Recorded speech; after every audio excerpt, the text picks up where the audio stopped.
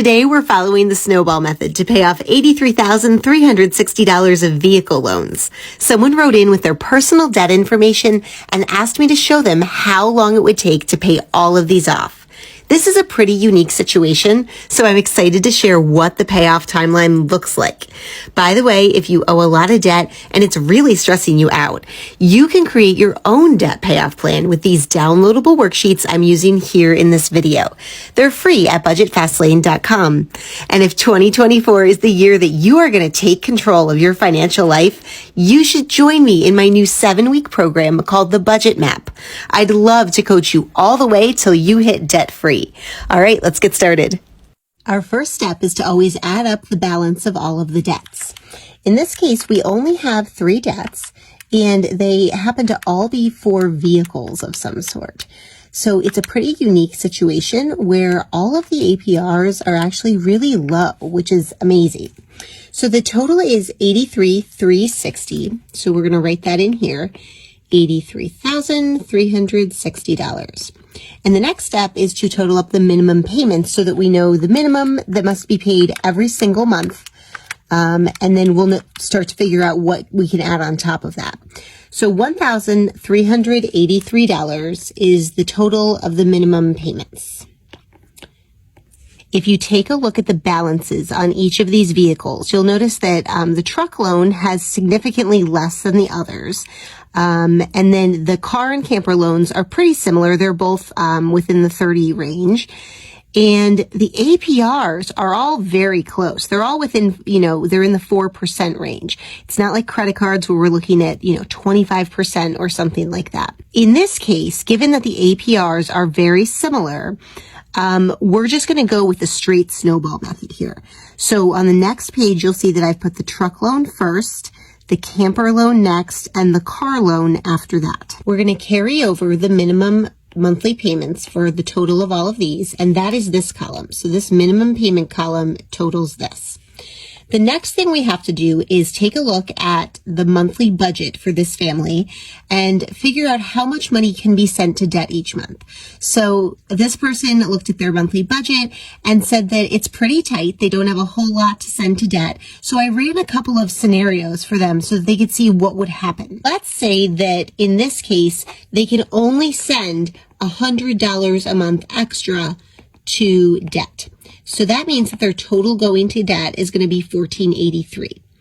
And that extra $100 is going to go in this additional column for the number 1 priority debt. So it always goes up here, whatever your number is. And then these just get carried over, right? We're not adding any additional to the camper or the car loan until the truck loan is totally paid off. So we add across.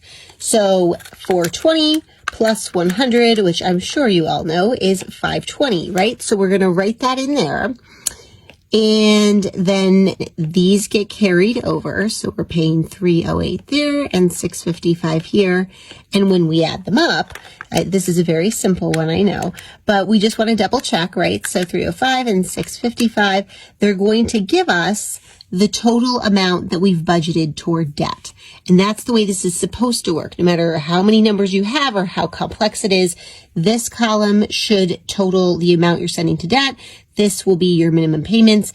And this amount comes to whatever you're sending extra each month. So we're going to flip to the next page, which is the debt payoff possibilities. But I want to first mention a couple things that make this a unique situation. Most people who have debt oftentimes have credit cards, and credit card debt is something where it's not like you're going to really sell your credit card debt. Whereas in this case, you could sell a vehicle to get out from under some of the debt. Like even if you take a loss on it, the point is some people make that decision to sell a vehicle to get rid of some debt. As we look at the options, we are assuming that this family is keeping all 3 of these vehicles until, paying them off. And we're going to see how long that's going to take. But it's simply worth noting that one option is, of course, to sell a vehicle, maybe sell it for a decent price and then buy something lower cost so that they are making some of their money back to put toward the debt. That's always an option, depending on any situation, right? But in this case, as we move forward, we're going to assume that we're keeping all of these. All right, so if you've watched my other videos, you know how this works. They put $100 every month extra toward the truck loan. And in this case, because it's a vehicle loan, not a credit card, they will need to specify that that extra 100 needs to go toward the principal only. And anybody who's in this situation, you need to check with whoever you have your loan through, because some places might let you make one payment and specify that the extra goes toward principal.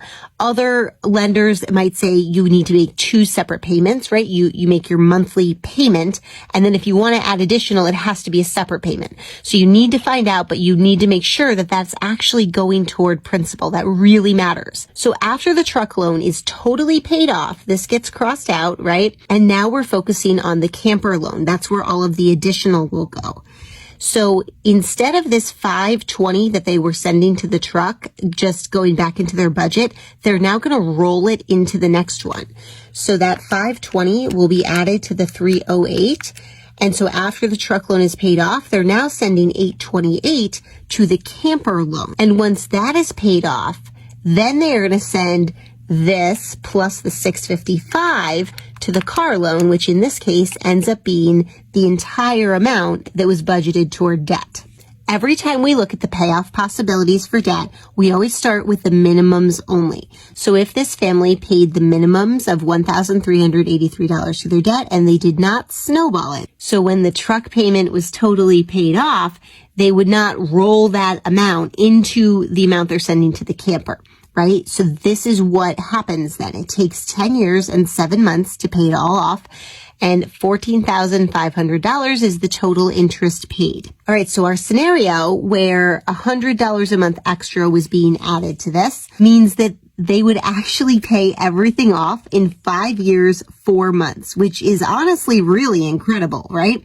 So only $100 extra a month, and you have cut your time in half, basically. Now, because the APR was so low, the amount of time it takes to pay it off was cut significantly, but the interest rate was cut by not quite as much. It's not like that's cut in half, but they're still saving $3,300. All right, let's take a look at one final scenario. If they were able to send $300 extra. So, if they were able to add to their income, or they had some expenses that changed at a later date and they were able to change this up. Now, granted, this is factoring in $300 from the beginning to the end, but even if, let's say 6 months or a year from now, they could change it up, that would really change the situation a bit. So 4 years, 8 months, they could have everything paid off. And now we're down to only $9,700 paid in interest, which is a savings of $4,800. All right, if you have any questions, please drop them in the comments below.